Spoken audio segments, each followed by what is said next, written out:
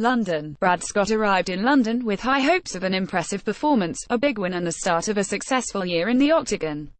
But by Friday night, he was left without a fight, in debt and with a new job working for the local council clearing out evicted houses.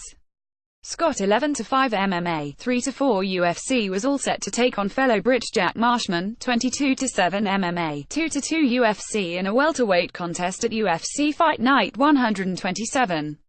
On paper, it looked like a potential fight of the night candidate. But when Marshman suffered complications during his weight cut Thursday night, the Welshman was forced off the card, leaving Scott angry and frustrated.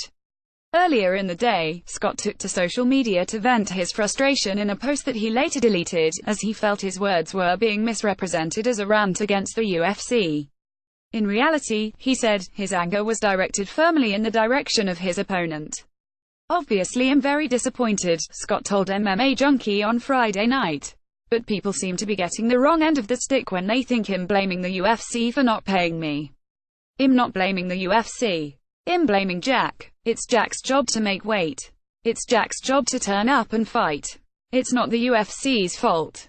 With his bout scrapped from the card, Scott was given half his fight purse, $10,000 by the UFC to help tide him over until his next bout.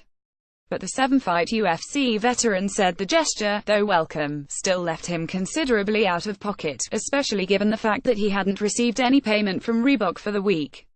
"It would be really nice if the UFC looked after me and gave me my Reebok money for this week," he said. "I've worn the gear every day this week, and I'll be wearing Reebok to the tomorrow. Even though I can't compete, I'll still be there, and I'll still be wearing Reebok. It'd be nice to get the $5,000, which to a company like Reebok, is expletive all, by the way. And it'd be nice if they gave me my turn-up bonus show money. I don't expect a win bonus, but I expect enough money to pay for the camp I've just done so I can get ready for the next one." Coming from a small UK gym with few training partners, Scott travels to the US for his fight camps to get the level of training he needs. He explained how the financial demands of putting together a training camp requires him to receive his fight purse in order to help cover his costs. "Just going over there to the US, not paying for the training and all of that, is £5,000, roughly $7,000 USD for the food, the accommodation and the flights. Then I have to give my training camp 10%. I have to give my manager money. Then I have to pay my boxing coaches the fees for all the one-on-one training I get. I've actually ended up £2,000 in debt. That's $2,600. That's how much I've been left in debt from this fight.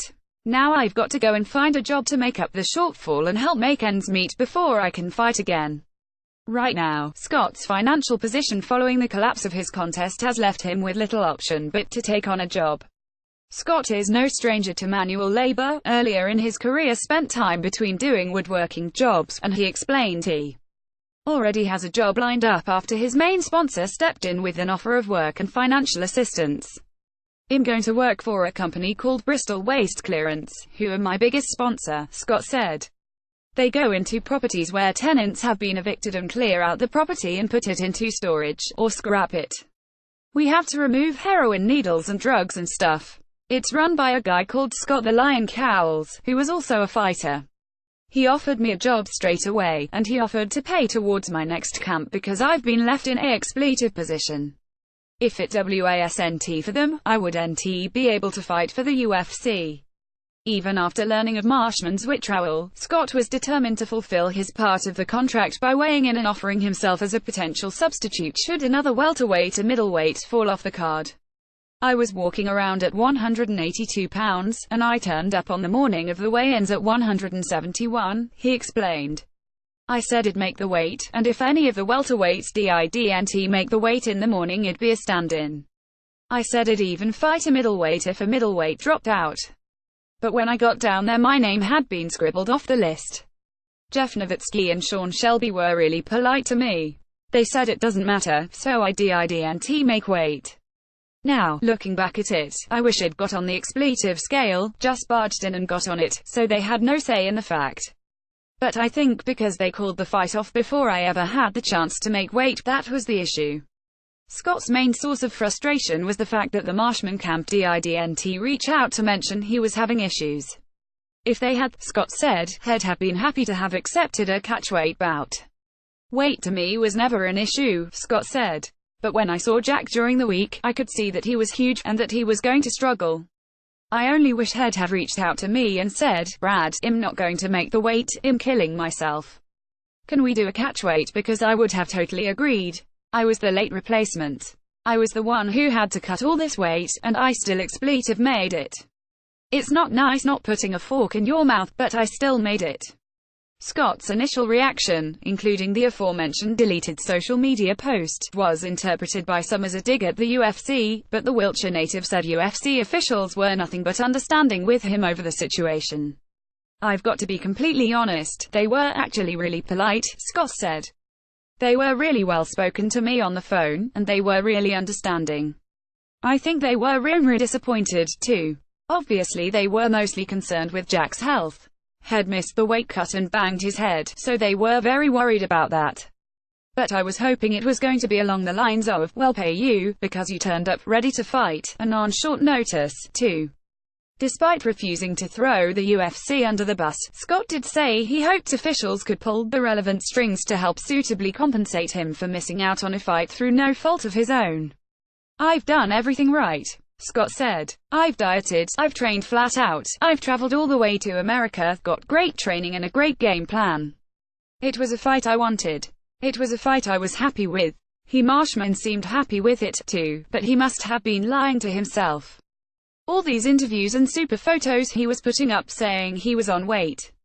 Clearly, that wasn't true, was it? It just seems very wrong and very unprofessional to me. It's Jack's fault, not the UFC's.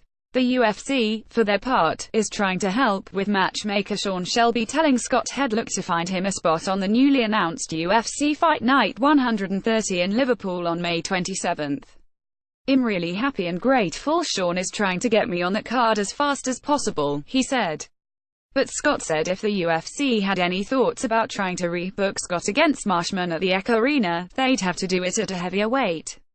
Why should I risk losing out on up to $50,000 again if he doesn't make weight again, Scott said. I don't think he'd make the weight, and that's the honest truth. But if the UFC looked to rebook that fight at 185, Scott would have no problem signing on the dotted line.